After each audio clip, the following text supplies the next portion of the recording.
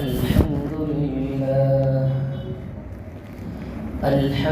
لله نحمده ونستعينه ونستغفره ونؤمن به ونتوكل عليه ونعوذ بالله من شرور أنفسنا ومن سيئات أعمالنا من يهده الله فلا مضل له ومن يضلل فلا هادي له ونشهد أن لا إله إلا الله وحده لا شريك له ونشهد أن سيدنا ونبينا ومولانا محمدا عبده ورسوله أرسله بالحق بشيرا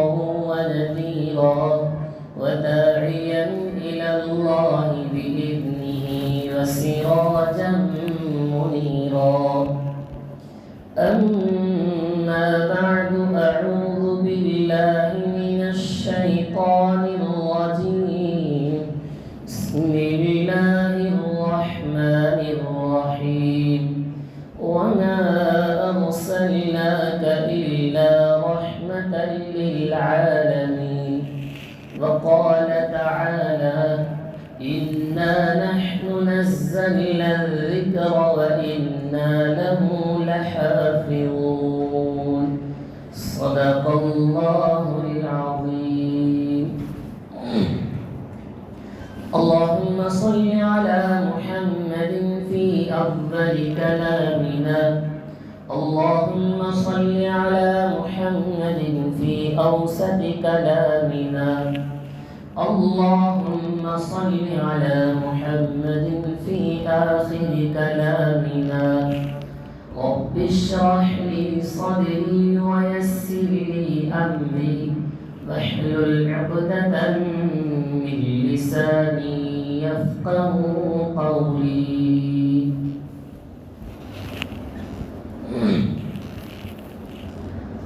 تمام تعریفیں اللہ رب العزت کے لیے سزاوار ہے، لائق تحسین ہے. وہی واحد ہے، وہی احد ہے، وہی صمد ہے اور لم یلد ولم یولد ہے. وہی اول ہے، وہی آخر ہے، وہی ظاہر ہے، وہی باطن ہے. زمین و آسمان کا پال مالک ہے. چاند، ستارے، سورج میرے اور آپ کے بھی مالک ہیں. سمندر میں رہنے والی مچھلیاں اور بلوں میں رہنے والی چونٹیوں کا بھی مالک ہے. وہ ہر چیز پر قبض قدرت ہے. وہ رب العالمین ہے. درود و سلام نازل ہو میرے اور آپ کے آقا احمد مجتبی محمد مصطفیٰ سرور کونین حضرت محمد مصطفیٰ صلی اللہ علیہ وسلم کے ذات بابرکت کے لیے، جس نے مجھے اور آپ کو بلکہ اس دنیا میں بسنے والے ہر انسان کو جو ظلمت میں اور اندھیروں میں بھٹکے ہوئے تھے انہیں ہدایت کی جانب لے آیا. حاضرین محترم، چلیے آج ہم وہی سلسلہ وار سیرت النبی صلی اللہ علیہ وسلم کو پچھلے جمعہ ہم نے سنا. سب سے آخر میں جناب رسول اللہ صلی اللہ علیہ وسلم طائف کا سفر گئے تھے اور طائف سے اللہ کے نبی واپس آئے. آج ہم سنیں گے اللہ کے نبی جب طائف سے واپس آئے اس وقت میں اللہ کے نبی صلی اللہ علیہ وسلم اللہ سے دعا کیا کیے، اس وقت میں اللہ کے نبی نے کیا اخلاق پیش کیا تھا، اس میں ہمارے لیے کیا سبق ہے. پھر اس کے بعد ہم سنیں گے اللہ کے نبی کا سیرت کا ایک اہم پہلو معجزہ بھی ہے. اللہ نے جناب رسول اللہ صلی اللہ علیہ وسلم کو معجزہ عطا کیا تھا۔ بہت سارے معجزے ہیں، انشاءاللہ ایک ایک کر کے معجزے کو بتلایا جائے گا۔ نبی پاک صلی اللہ علیہ وسلم کی شان کیا ہے اس کے بارے میں بھی بتلایا جائے گا۔ آئیے چلیں ترتیب سنتے ہیں۔ جناب رسول اللہ صلی اللہ علیہ وسلم مکہ سے طائف کا سفر اختیار کیے، ساتھ میں حضرت زید بن حارثہ رضی اللہ عنہ جو نبی پاک صلی اللہ علیہ وسلم کے غلام بھی ہیں اور اللہ کے نبی کے لے پالک بیٹے بھی۔ جب طائف گئے تھے تو وہاں کے 3 لوگوں نے، 3 سرداروں نے ان کے سامنے اللہ کے نبی نے اپنا دین اور اسلام کو پیش کیا تو ظالموں نے شام اقدس صلی اللہ علیہ وسلم پر گالیاں بکنے لگے، پتھروں سے مارا گیا۔ پھر اس کے بعد گلی کے اوباش لڑکوں کو اللہ کے نبی کے پیچھے کر دیا گیا۔ اللہ کے نبی خون سے لت پت، جسم اطہر میں خون ہی خون نکل کر چپلوں میں خون چلنے نہیں ہو رہا ہے، حالت بے قراری کی، اسی بے قراری کے عالم میں جناب رسول اللہ صلی اللہ علیہ وسلم سفر سے واپس تشریف لا رہے ہیں۔ ذرا سوچ کر دیکھنا، اللہ کے نبی جب خون سے لت پت ہیں، پتھروں سے مارا گیا، دوسرے اللہ کے نبی کو برا بھلا کہا گیا، اللہ کے نبی کو پاگل، دیوانہ، جادوگر، نعوذ باللہ طرح طرح کے طعنے دیے گئے۔ بدرائے اتنے تمام تر تکلیفوں کو برداشت کر کے آنا یہ کوئی معمولی چیز نہیں ہوتی ہے۔ اتنی تکلیفیں برداشت کر کے اللہ کے نبی آتے ہیں۔ ایک باغ، انگور کا باغ ہے جہاں اللہ کے نبی صلی اللہ علیہ وسلم بیٹھ جاتے ہیں۔ وہ باغ عتبہ اور شیبہ یہ دونوں بڑے سخت دل انسان تھے، اللہ کے نبی سے کوئی ان کو محبت نہیں تھی، بڑے ظالم قسم کے تھے۔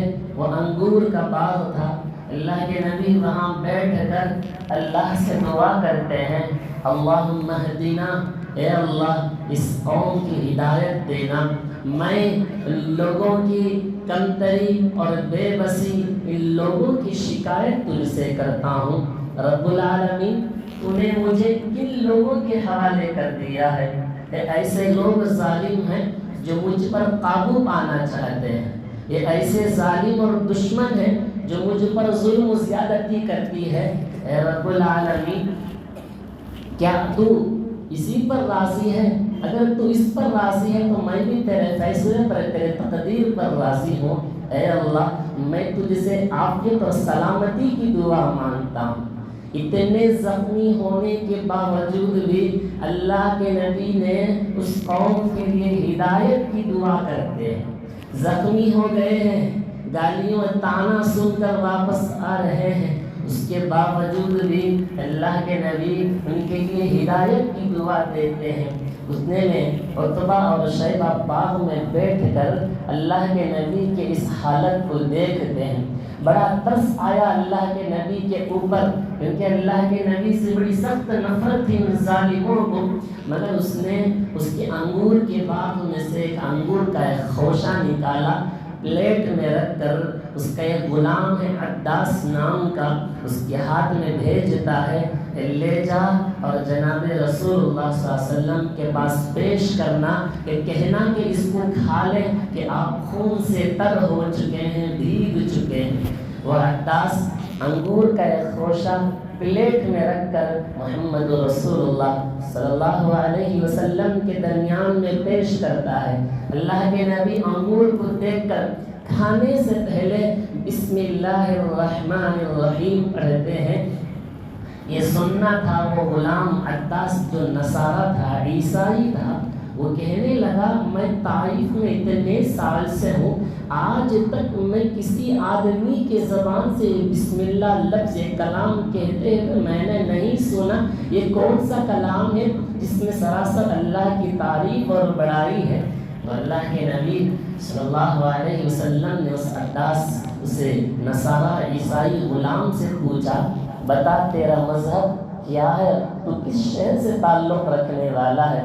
اور عداس کہتا ہے میں شہر نینوا شہر وہ ہے جہاں حضرت یونس علیہ السلام پیدا ہوئے۔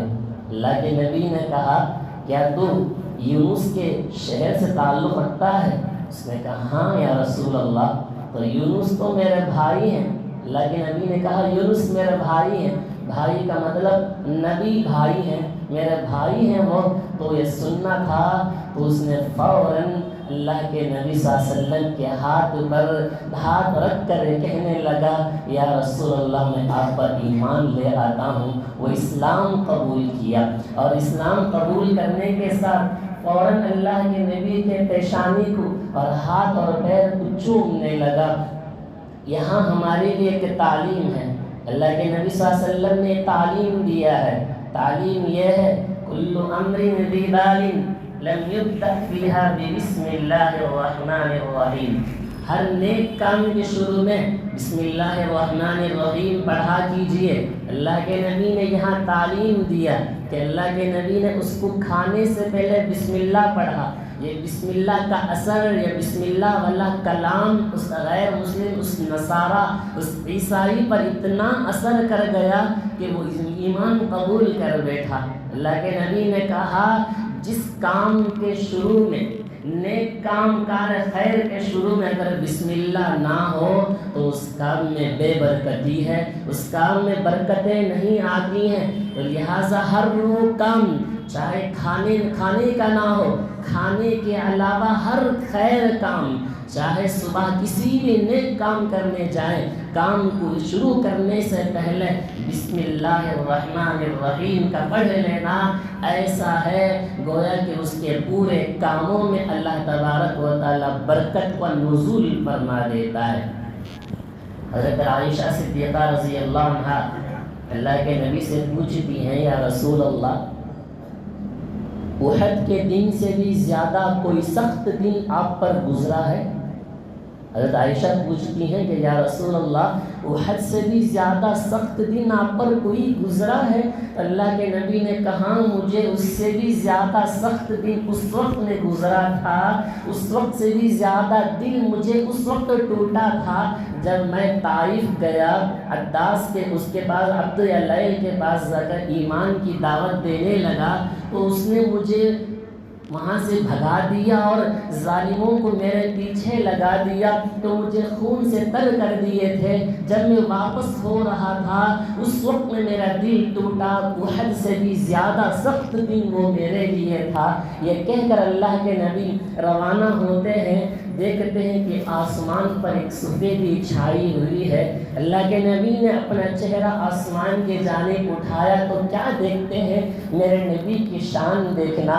اللہ کے نبی کہتے ہیں کہ جب میں اپنا چہرہ آسمان پر اٹھایا تو اللہ کے نبی کہتے ہیں کہ 1,00,000 فرشتے اللہ کے نبی صلی اللہ علیہ وسلم کی خدمت کے لیے، ان کو سہارا دینے کے لیے پہنچ چکے ہیں۔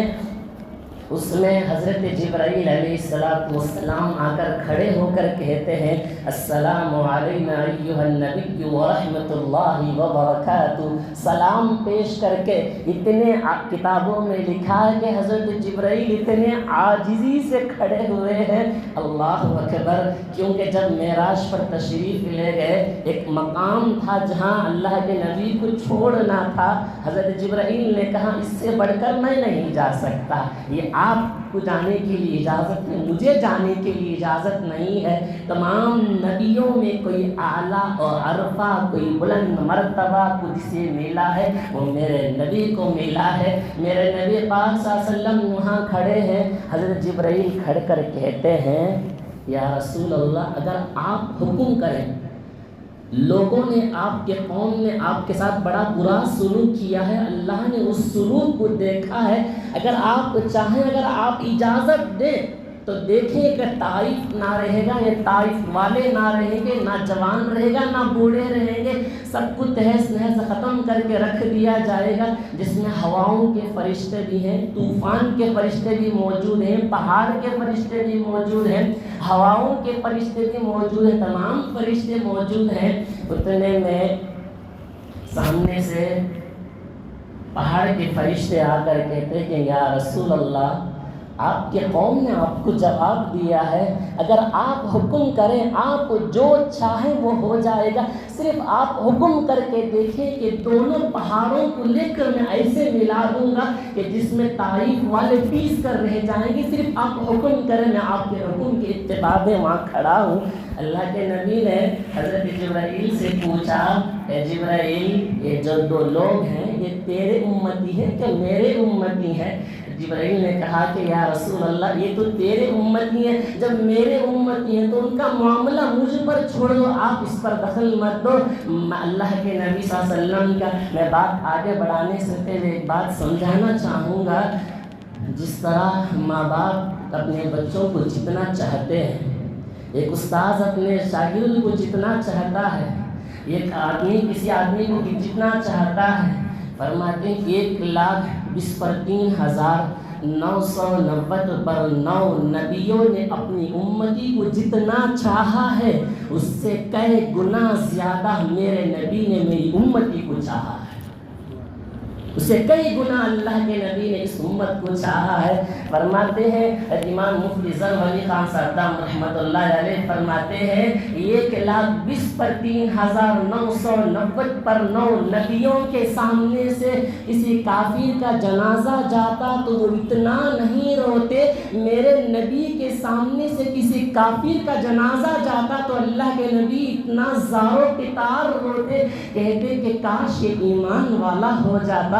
میرے نبی کہتے ہیں اللہ اکبر، میری امتی میں ایک آدمی جہنمی ہو گئے۔ کتنا پیار تھا میرے نبی کو اس امت پر، اسی بنیاد پر اللہ کے نبی نے کتنا رویا اس امت کے لیے، کتنا تڑپا ہوگا، آنکھوں سے آنسو، اتنا روئے، داڑھی بھیگ جاتی تھی، سجدے میں اتنا بیٹھے کہ پیر سن ہو جاتا تھا۔ اللہ کے نبی نے صرف اس امت کے خاطر مانگا۔ جب جبرائیل نے کہا یا رسول اللہ حکم کرو تو صحیح، دونوں پہاڑ کو ملا کر طائف والوں کو پیس کر رکھ دیا جائے گا، اللہ کے نبی تو کیا تھے، وَمَا أَرْسَلْنَاكَ إِلَّا رَحْمَةً لِلْعَالَمِينَ، اللہ کے نبی تو رحمت بن کر آئے تھے نا، میرے لیے رحمت، آپ کے لیے رحمت، انسانوں کے لیے رحمت، جناتوں کے لیے رحمت، پرندوں کے لیے رحمت، جانوروں کے لیے رحمت، بلکہ سب کے لیے رحمت بن کر آئے۔ اللہ کے نبی نے کہا یہ لوگ ایمان نہیں لائے تو کیا ہوا، کم از کم ان کی نسلوں میں سے آنے والی کوئی تو ایمان تو قبول کرے گا اور کلمہ پڑھ لے گا اور شرک سے بچ جائے گا۔ میں ان کے لیے بد دعائیں اور بھلا ان کے لیے میں دعا نہیں کروں گا، بد دعا نہیں دوں گا، مجھے رحمت بنا کر بھیجا گیا ہے، میں کسی قوم کے لیے بد دعا نہیں کروں گا۔ یہ تھی میرے نبی کے صفات، اخلاق کیا تھے میرے نبی کے۔ اللہ کے نبی چاہتے تو فرشتے کو حکم کرتے کہ پہاڑ پس جا، اپنے صحابہ کو کہتے کہ جا کر لوگوں کو تباہ و برباد کر دے، مگر میرے نبی نے وہ اخلاق، وہ صفات، وہ کردار اللہ کے نبی نے نہیں دکھایا۔ یہ تھے میرے نبی کے اخلاق۔ اخلاق کا نمونہ اگر اٹھا کر دیکھیں حدیث میں کتنے واقعات اس طرح کے اللہ کے نبی کے ملیں گے۔ غیروں کے ساتھ بھی اللہ کے نبی نے ایسا اخلاق پیش کیا، غیروں کو بھی نبی نے اپنا بنا دیا ہے۔ ہمارا یہ معاشرہ اپنوں کو بھی غیر بناتا پھر رہا ہے، معمولی سی باتوں پر یہ اتنا بگاڑ پیدا کرتا ہے۔ چلتی ہوئی گاڑی بھی اگر ٹکرا دے تو اس کی زبان سے گالی کے لفظ کے علاوہ کوئی نہیں نکلتا ہے۔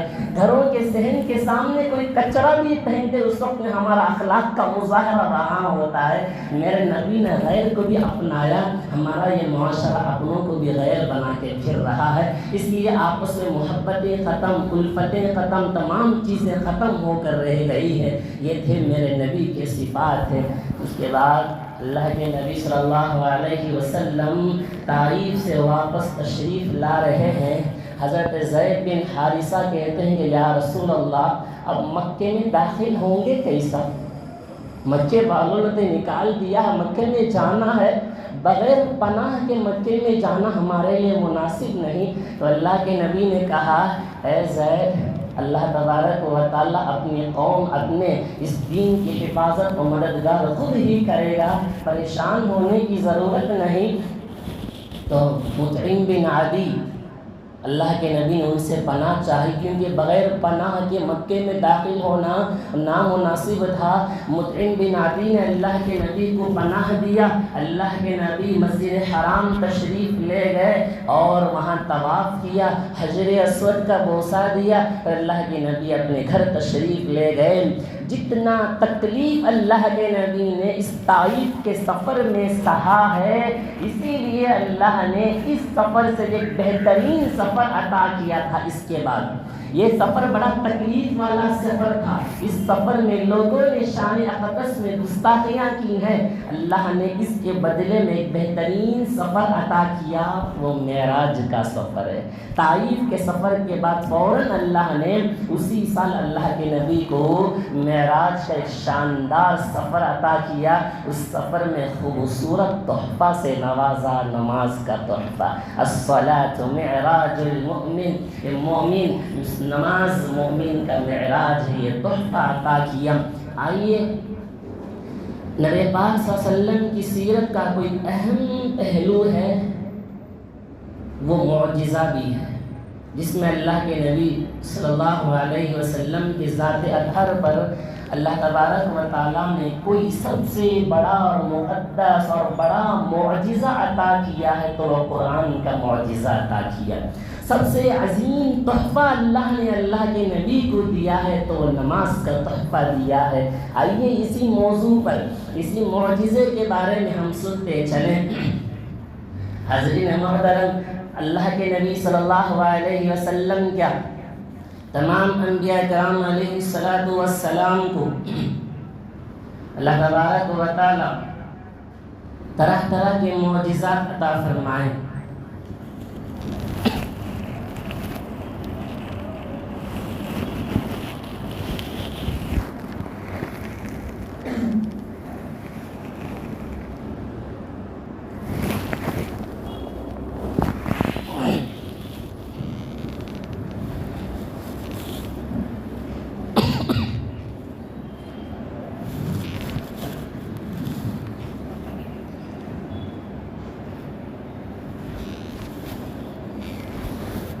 پیغمبر علیہ السلام کو اللہ تبارک و تعالی معجزات عطا فرمائے تھے، تاکہ کوئی بھی انسان یہ پہچان سکے ہم یہی انبیاء کرام علیہ السلام ہیں۔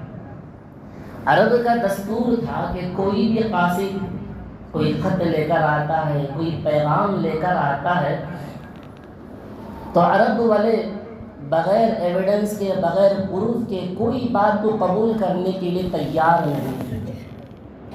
تو اللہ کے نبی صلی اللہ علیہ وسلم کو جب نبوت ملی، لوگوں نے اعتراض کیا کہ اگر آپ واقعی نبی ہیں، کوئی معجزہ کر کے دکھائیں، کوئی معجزہ ہم پر ظاہر کرے۔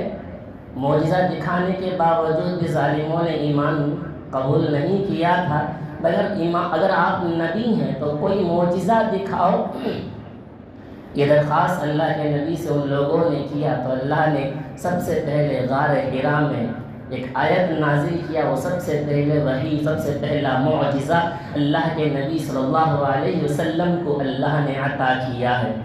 سب سے پہلے کھلی دلیل قرآن مجید کی یہ ہے، قرآن کہتا ہے کہ اِنَّا نَحْنُ نَزَّلْنَا الذِّكْرَ وَإِنَّا لَهُ لَحَافِظُونَ۔ اس قرآن پاک کو ہم نے یاد کرنے کے لیے نازل کیا اور اس کی حفاظت میں خود ہی کرنے والا ہوں۔ سوچ کر دیکھیں، قرآن مجید کو نازل ہوئے کتنے 100 سال ہوئے، آج تک اس قرآن مجید میں نہ کوئی زبر میں، نہ زیر میں، نہ پیش میں، نہ صورتوں میں، نہ آیات میں، نہ پاروں میں، نہ صفحات میں، آج تک کوئی اس کے اندر تبدیلی نہیں آئی ہے، کیونکہ اس کی حفاظت کی ذمہ داری خود اللہ نے لے رکھی ہے۔ اور اسی طرح جس طرح اس قرآن پاک کو ساری دنیا میں پڑھا جاتا ہے، اس کے جیسا جتنے بھی مذاہب کے کتاب ہیں اتنا اس کو پڑھا نہیں جاتا۔ جس طرح اس قرآن پاک کو یاد کیا جاتا ہے، اس جیسے قرآن، اس جیسے کتابوں کی ساری دنیا میں کسی کو یاد نہیں کیا جاتا ہے۔ اگر کوئی یہ کہے، کیونکہ 30 پارہ یاد کرنا کوئی معمولی چیز نہیں ہوتا، 30 نہیں، 20 نہیں، 1000 نہیں، لاکھوں نہیں، کروڑوں نہیں، شہر میں، دیہات میں، ہندوستان میں نہیں، پورے ملک کے ہر کونے، ہر چپے میں اس قرآن پاک کو یاد کرنے والے محفوظ ہیں، موجود ہیں۔ اس کے علاوہ ناظرہ قرآن پڑھنے والے، دیکھ کر پڑھنے والے تو پوری دنیا میں پھیلے ہوئے ہیں، ہر چپے میں مل ہی جائیں گے۔ اگر کوئی کہے اس کے علاوہ میں رامائن، بائبل، فلاں چیزیں یاد کرتا ہوں، وہ لاکھوں کروڑوں میں کوئی ایک ملے گا، اس کے سوا اس کو دیکھ کر ڈھنگ سے پڑھنے والے بھی آج تک محفوظ نہیں ہے، موجود نہیں ہے، پڑھنا بھی نہیں جانتے۔ مگر جس طرح اس قرآن پاک کو یاد کرنے والے ساری دنیا میں موجود ہیں، اس جیسا کتاب آج تک نہ اترا ہے، نہ ہی قیامت تک اترے گا۔ اور اللہ تبارک و تعالیٰ نے اس قرآن کو پڑھنا آسان بنایا، اللہ نے اس قرآن کو سمجھنا آسان بنایا، اس کا یاد کرنا اللہ نے آسان بنایا۔ اس لیے پیغمبر صلی اللہ علیہ وسلم نے کہا کہ یہ قرآن کو اللہ نے مجھ پر وحی کے ذریعے سے نازل کیا، اور میرے جانے کے بعد بھی یہ قرآن محفوظ رہے گا، موجود رہے گا۔ اس قرآن کے ذریعے سے لوگ سن کر پڑھ کر اسلام میں داخل ہو جائیں گے۔ تو یہ قرآن سب سے بڑا معجزہ اور کھلی دلیل بنی جو اللہ کے نبی صلی اللہ علیہ وسلم کے ذات اطہر پر اس قرآن کو نازل کیا۔ خدا کرے کہ ہمارا رشتہ بھی قرآن سے اتنا مضبوط ہو جائے، ہمارا دین اور ایمان کا خیر کا فیصلہ اللہ اس قرآن کے ذریعے سے کرے۔ تو قرآن کا ایک کھلا معجزہ اللہ نے جناب رسول اللہ صلی اللہ علیہ وسلم کو نازل کیا۔ آج یہی وہ قرآن جو معجزے کے طور پر اللہ کے نبی کو نازل کیا گیا ہے، آج یہ قرآن، شاید کہ میں یہ کہنے پر غلط ہوں، اگر میں غلط ہوں تو معاف ہے، کہ ہمارے گھروں کے اندر قرآن صرف الماری کی خوبصورتی کی زینت بنی ہوئی ہے۔ قرآن مجید کی تلاوت تو آج پڑھنا تو دور کی بات، صرف اس کو اٹھا کر پوچھ کر رکھ دینا ہی ہمارے لیے زینت بن چکا ہے۔ ذرا غور کر کے دیکھنا، جتنا قرآن مجید کو دور کیا گیا، اگر میں یہ کہوں، مناسب ہے کہوں کہ ہمارا وقت جتنا قرآن پاک کو پڑھنے کے علاوہ موبائل اور واٹس ایپ، فیس بک اور یوٹیوب میں گھنٹے ہمارے وقت برباد ہوتے چلے جا رہے ہیں، ان میں سے ہمارا کوئی وقت 15 یا 20 منٹ قرآن مجید کو پڑھنے میں وقت نکالتے ہیں، کیونکہ یہ قرآن راہ نجات ہے، یہ قرآن راہ سکون ہے، یہ قرآن برکت ہے، یہ قرآن سکون ہے، یہ قرآن کے پڑھنے سے چین و سکون اللہ دیتا ہے۔ مگر ہمیں چین و سکون کو کہیں اور تلاش کرتے ہیں۔ صبح میں اٹھ کر جب تجارت کے لیے جاتا ہے بندہ، واپس مایوسی سے آتا ہے کیونکہ اس کے تجارت میں نفع نہیں۔ ہمارا رات میں سونا تاخیر، صبح میں اٹھنا تاخیر، فجر نہیں، قرآن کی تلاوت نہیں، تو بتاؤ کہ قرآن برکت ہے، نماز میں سکون ہے، ہم دونوں چیز کو چھوڑ کر برکت کو ہم نے بازاروں میں تلاش کیا، بتاؤ کہاں سے برکتیں مل پائیں گی؟ جتنا وقت ہمارا فضول میں لگتا ہے، ان میں سے اگر ایک گھنٹہ ہمارے فیس بک اور واٹس ایپ کے دیکھنے پر، اگر یہ بات میں کہہ رہا ہوں اگر یہ جھوٹ ہے تو بات کو واپس ہو، اگر حق ہے یہی بات، اگر حق ہے، اگر یہ بات حق ہے، میں کہوں گا کہ قرآن پاک کو جتنا ہمیں پسے پشت ڈال دیا ہے، اتنی زندگی میں فساد اور فتنے، بے برکتیاں بڑھتی چلی جا رہی ہیں۔ اگر ایک دن میں ایک پارہ، ایک صفحہ بھی پڑھ لے، بڑی مشکل سے ایک صفحہ بھی پڑھ لیا تو پورے مہینے میں ایک پارہ، سال میں 12 پارہ، اگر نہیں جتنا 1 گھنٹہ فیس بک یا واٹس ایپ میں جاتا ہے، اگر 1 گھنٹہ میں اگر 15 منٹ میں قرآن مجید کے پاؤ پارہ بھی پڑھ لیا تو مہینے میں 8 پارے، تو 4 مہینے میں 1 قرآن، تو پورے سال میں 3 قرآن ختم کرنے کا موقع مل جائے گا۔ اگر 1 گھنٹہ میں 1 پارہ تو مہینے میں 1 قرآن، تو 12 مہینے مہینے میں 12 قرآن ہو گئے تو قرآن مجید کو کیوں اٹھا کر بازو رکھا گیا ہے؟ تو آئیے اسی قرآن کو ہم دلیل سے سنتے ہیں، واقعات سے سنتے ہیں تو بات اچھی طرح سمجھ میں آ جائے گی یہ معجزہ کیسا معجزہ ہے۔ حضرت طفیل بن عمرو دوسی رضی اللہ عنہ جب اسلام قبول کرنا تھا، جب مکہ آئے تو مشرکین مکہ نے کہا کہ ہمارے شہر مکہ میں ایک آدمی پیدا ہوا ہے جو لوگوں کو پھسلانے کی کوشش کرتا ہے، اس کے کلام کو جو بھی سنتا ہے بڑا تاثیر ہو جاتا ہے، شاید اس کے کلام میں جادو ہے۔ تو طفیل بن عمرو دوسی سے کہا کہ جب تو اس کے پاس جائے تو کلام مجید کو سننے کا موقع ہو تو اس کے کلام کو نہیں سننا بلکہ اس کی اپنے کانوں میں انگلیاں رکھ لینا اور کپڑے ٹھوس لینا۔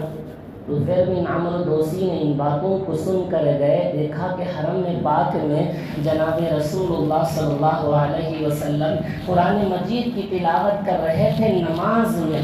وہ قرآن مجید کو سننا نہیں چاہتے تھے کہ قرآن مجید کو سننا نہیں چاہتے تھے بلکہ اللہ ان کو قرآن سنانا چاہتا تھا۔ وہ قرآن مجید کو سن لیے، سن کر کہا یہ واقعتاً یہ کلام بڑا شاندار کلام ہے، میں جاؤں گا اللہ کے نبی کے پاس، قرآن ان سے سنوں گا کلام، اگر کلام اچھا لگا تو قبول کروں گا، اگر کلام اچھا نہ لگے تو میں اس کلام کو رد کر دوں گا، چھوڑ دوں گا۔ میں گیا اللہ کے نبی کے پاس، طفیل بن عمرو دوسی کہتے ہیں میں بیٹھا عاجزی کے ساتھ، کہا یا رسول اللہ اب اپنا دین مجھ پر پیش کیجیے، میں دین سننا چاہتا ہوں کہ آپ کا دین کیا ہے۔ کتابوں میں لکھا ہے اللہ کے نبی نے قل هو اللہ احد قل اعوذ برب الفلق قل اعوذ برب الناس سورہ پڑھا، پڑھتے ہیں اظہار و قطار رونے لگے، کہا کہ یہی حق ہے، یہ کلام بڑا شاندار کلام ہے، قسم بخدا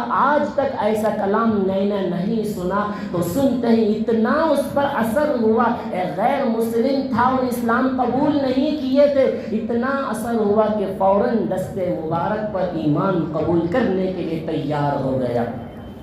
یہ تھا مؤثر قرآن کا۔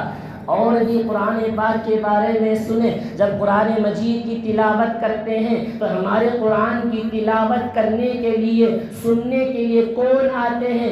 فرشتے ہمارے قرآن کو سننے کے لیے آتے ہیں۔ اس حدیث سے اس واقعے سے سمجھے، حضرت اسید بن حضیر رضی اللہ عنہ قرآن مجید کی تلاوت کر رہے ہیں صبح میں، اور وہاں بازو میں گھوڑا بندھا ہوا ہے، اچانک گھوڑا اچھل کودنے لگا تو یہ قرآن کو پڑھنا بند کیے، پھر قرآن پڑھنا شروع کیے تو وہ کودنا شروع ہوا۔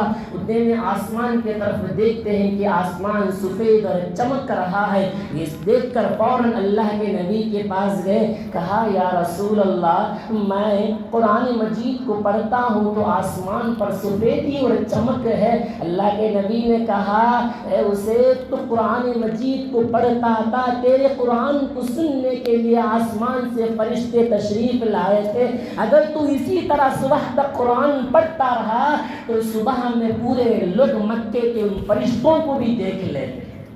قرآن مجید کا یہ اعزاز ہے۔ اتنا ہی نہیں، اور سنیں صحابہ میں قرآن پڑھنے کا اتنا عشق تھا، اللہ نے اللہ کے حبیب سے کہا اے محمد ابی ابن کعب کے پاس جا کر قرآن سناؤ۔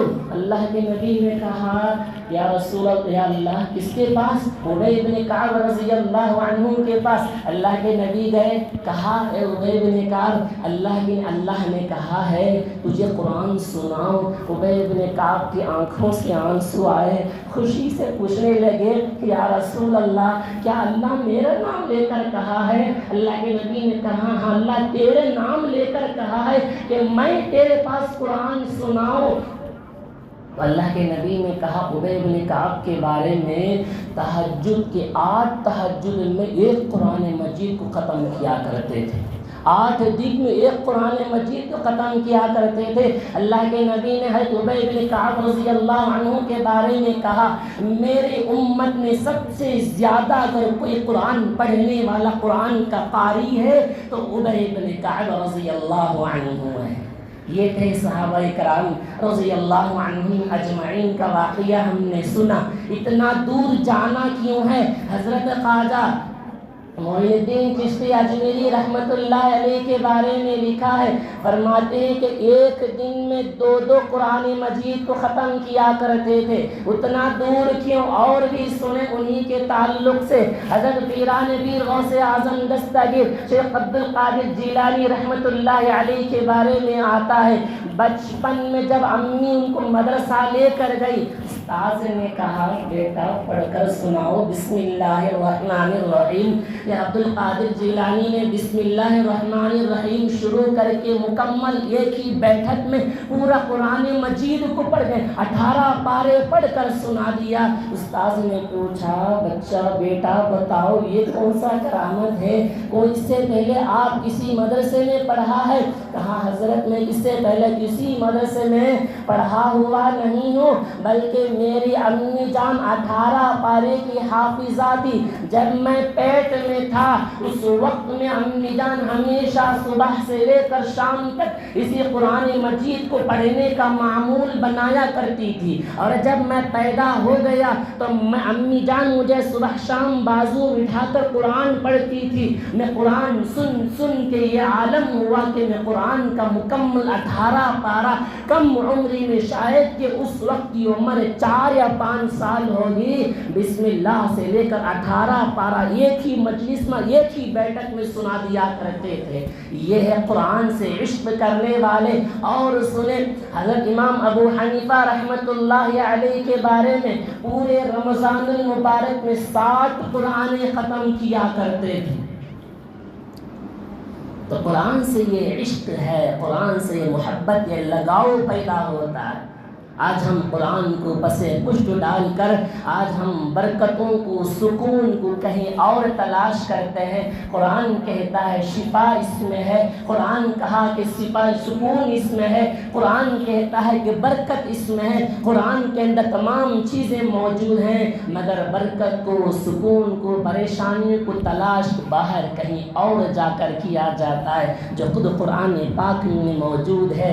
اور قرآن کا اعجاز اور سنیے قرآن کیا، اس کے تعلق سے ایک واقعہ جو قرآن سے اور ہمیں کیا دلچسپ معلومات ہوتی ہے۔ خلیفہ ہارون رشید کے زمانے میں ایک یہودی آیا اور خلیفہ ہارون رشید نے اسے اسلام کی دعوت دی ہے۔ وہ کہنے لگا میں اسلام قبول نہیں کروں گا، وہ یہودی تھا، میں اپنے باپ داداؤں کے دین پر ٹھیک ہوں، میں اسلام قبول نہیں کروں گا۔ بلکہ وہ بھی 1 سال کے بعد خلیفہ مامون رشید کے دربار میں آیا۔ خلیفہ مامون رشید نے اس کو دیکھ کر پہچان لیا، کیا تو وہی شخص ہے جو 1 سال پہلے آیا تھا؟ اب تیرا لباس، تیرا حلیہ مسلمانوں کا نہیں، مسلمانوں کا ہے، جب تو پہلے آیا تھا اس وقت میں تیرا لباس اور تیرا حلیہ یہودیوں کا تھا، کیا حال ہے اور کیا معاجرہ ہے؟ کہنے لگا حضرت میں کاتب ہوں، قرآن کتابیں لکھتا ہوں، کتابیں لکھ کر بازاروں میں جا کر بیچتا ہوں، اس سے میں پیسے وصول کرتا ہوں۔ میں نے ایک مرتبہ انجیل لکھا اور میں نے انجیل لکھتے لکھتے اپنی جانب سے بہت ساری چیزوں کی تبدیل کر کے، توڑ مڑوڑ کر کے، الفاظوں میں تبدیلی کر کے بنا دیا اور لے جا کر یہودیوں میں انجیل کو بیچ آیا، اور میں کہا کہ اس انجیل میں کچھ غلط سلط ہے۔ لوگوں نے کہا کوئی بات نہیں، اس کو خرید لیے۔ اور میں نے تورات لکھا، تورات میں بھی میں نے اپنی جانب سے بہت سارے الفاظوں میں تبدیل کیا، اور نصارہ اور عیسائی کے پادریوں کے پاس جا کر قرآن اس کے تورات کو بیچا۔ ان لوگوں نے بھی خوشی خوشی سے اس تورات کو قبول کر لیا اور قیمت دے کر مجھے وصول بھی کر لیے، خرید بھی لیے۔ اور جب میں قرآن مجید کو لکھنا چاہا، اس کے 3 نسخے لکھے اور میں نے قرآن پاک میں الفاظوں میں تبدیل کر دیا۔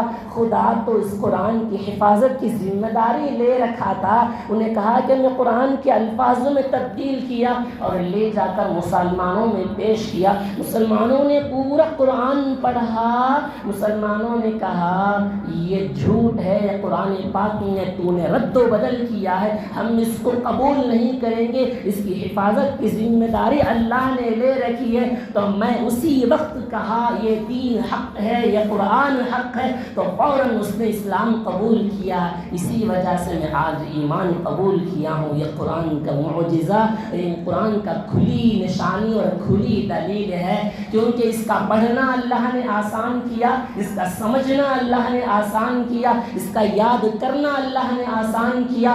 آج تک نہیں، قیامت تک اس قرآن پاک کے اندر ایک لفظوں میں تبدیلی نہیں آئے گی، نہ زبر میں، نہ زیر میں، نہ پیش میں، نہ کچھ صورت میں، نہ کسی پاروں میں، نہ کسی آیت میں تبدیلی آئے گی، نہ قیامت تک آئے گی اس قرآن پاک کو۔ لہٰذا آخری میں یہی پیغام دے کر میں یہاں سے اٹھوں گا، جس طرح قرآن مجید اللہ کے نبی صلی اللہ علیہ وسلم کے لیے سب سے بڑا معجزہ اور پہلا معجزہ اللہ نے دیا تھا، اس قرآن پاک کی تلاوت کو دن و روز کا ہم معمول بنائے، یہ عہد کر لے کہ ایک مرتبہ ایک دن میں اگر 100 پارہ بھی پڑھ لیں گے تو ایک مہینے میں 8 پارہ ختم کرنے کا موقع ملے گا، اور پورے 4 مہینے میں مکمل ایک قرآن تو پورے سال میں 3 قرآن ختم کرنے کا موقع ہوگا۔ اگر ایک دن میں 1 پارہ بھی پڑھ لیا، وقت نکال لیے، نو بھائی اتنا قرآن مجید کے اوپر میں کہہ رہا ہوں، خود قرآن کہتا ہے، اللہ کے نبی کہتے ہیں ایک حرف پڑھ لو 10 نیکیاں مل جائیں گی، الف پر 10 نیکی، لام پر 10 نیکی، میم پر 10 نیکی۔ اب بتاؤ کہ آپ ایک پارہ پڑھیں گے دن میں تو کتنے حروف مل گئے، تو کتنے بیٹھے بیٹھے مفت میں ثواب ملا۔ آج گلیوں میں کھڑے ہو کر 1 گھنٹہ، آدھا گھنٹہ کھڑے ہو کر بات کرنے کے لیے ہمارے پاس وقت ہے، گھنٹوں بھر فیس بک میں چیٹ اپنے دوستوں سے کرنے کے لیے، فیس بک میں بڑے وقت پر ضائع کرنے کے لیے جب وقت ہے تو قرآن کے لیے بھی ہمارے پاس وقت ہے، نماز کے لیے بھی ہمارے پاس وقت ہے۔ یاد رکھنا، ان چیزوں کو جس طرح وقت نکالتے ہیں غیر ضروری چیز کے لیے، اس طرح یہ ضروری چیز ہے کہ ہمیں قبر میں بھی ساتھ دے گا، پل صراط میں بھی ساتھ دے گا، قیامت میں بھی ساتھ دے گا۔ یہ دنیا میں بھی سکون ہے، آخرت میں بھی سکون ہے، تجارت میں بھی سکون ہے، گھر میں بھی سکون ہے، تجارت میں برکت ہے۔ تمام چیزوں کا ایک ہی نسخہ، ایک ہی چیز قرآن مجید کی تلاوت۔ لہٰذا اپنی زندگی کا معمول بنائیں، قرآن مجید کو کثرت سے پڑھیں، خود بھی پڑھیں اور دوسروں کو پڑھانے کی توجہ دلائیں۔ اللہ کے نبی کے زمانے میں اللہ کے نبی نے کہا، ہم جب صبح میں جاتے مکہ اور مدینے کی گلیوں میں، ہر گھروں سے مکی کی بن بناہٹ کی آواز کی طرح قرآن سنائی دیا کرتا تھا۔ آج بھی ہم نے بچپن میں دیکھا کہ مسجدوں میں فجر کے بعد 15 یا 20 سے زائد افراد کونے کونے بیٹھ کر قرآن مجید کی تلاوت کیا کرتے تھے۔ آج مسجد میں بڑی مشکل سے کوئی ایک فرد قرآن پڑھنے والا ملتا ہے۔ اللہ اکبر! کیوں؟ کہاں گئے قرآن کی تلاوت کرنے والے؟ وہ بھی جس مسجد میں بھی جا کر دیکھے کوئی ضعیف آدمی قرآن پڑھتا ہوگا، نوجوان قرآن کی طرف توجہ، قرآن کو اٹھا کر کہاں رکھیے، قرآن کو اس کے اندر چھپا کے رکھا ہے۔ اگر کوئی پوچھے قرآن یہاں ہے، میں سفر میں پڑھ لیتا ہوں، میں دکان میں پڑھ لیتا ہوں، تجارت میں پڑھ لیتا ہوں، کہاں کب پڑھتے، کس طرح پڑھتے، واللہ اعلم بالصواب۔ لہٰذا مسجد میں قرآن کی تلاوت کا معمول بنائیں، گھروں میں اس طرح تلاوت کریں کہ گلیوں میں آواز گونجنے لگی، جس طرح ہماری بات چیت، ہماری غیبت، ہماری جھوٹ کی آوازیں گھر کے اندر سے لے کر گلیوں میں گونجتی ہے، یہی تلاوت کی آواز پوری گلی میں گونجنی چاہیے۔ جس طرح یہ پریشانیاں آج ہم پر عائد ہوتی ہیں، ہر طرف سے پریشانیاں ہیں، اس پریشانی کو ختم کرنے کا واحد نسخہ ہمارا تعلق اللہ سے مضبوط بنانا چاہیے۔ جب جا کر زندگی میں خیر اور عافیت کی زندگی ہم بسر کر سکتے ہیں۔ اللہ تعالی ہم سب کو سننے سے زیادہ عمل کی توفیق نصیب فرمائے۔ وما علینا الا البلاغ۔